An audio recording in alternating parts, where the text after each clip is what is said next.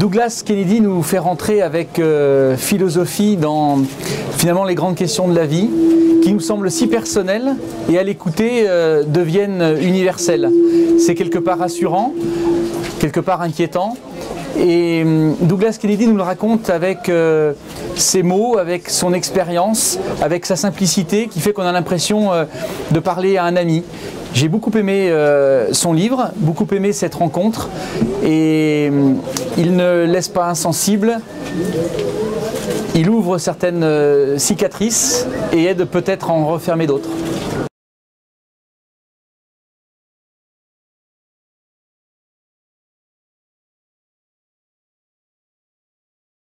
Il s'appelle Les Petites Reines et il est de Clémentine Beauvais.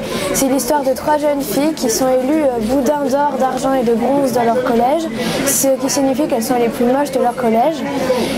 Elles décident de prendre leur revanche et d'aller gate crasher la garden party de l'Elysée à Paris le 14 juillet en y allant de Bourg-en-Bresse à Paris en vélo et en vendant des boudins. J'ai beaucoup aimé ce livre car il est plein d'humour.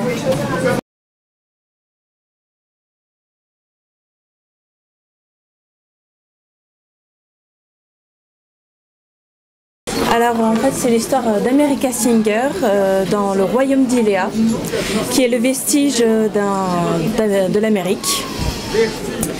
Et donc pour le royaume, pour choisir la nouvelle reine, il présente une sélection qui est télévisée. Et donc on va suivre le parcours d'America qui est de la caste numéro 5, la caste des artistes.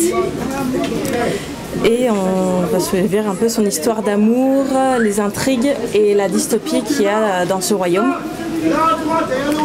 On va suivre aussi ses questionnements, son raisonnement. Et c'est ce qui me plaît beaucoup dans ce livre, parce que Claire Hackès est une très grande auteure qui arrive à nous transmettre ses envies, à transmettre cette passion dans sa description de son histoire. Les personnages sont admirablement bien écrits. C'est pas du tout gnangnan comme beaucoup de triangles amoureux ou de dystopies très romantiques.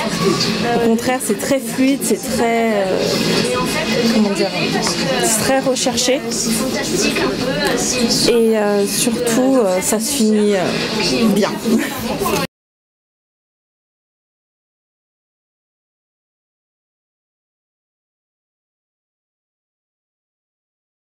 Ça se passe dans la cité d'Ankh-Morpork, une cité décadente, recouverte de crasse et de puanteurs, où les brigands et les bandits se retrouvent et complotent jour et nuit.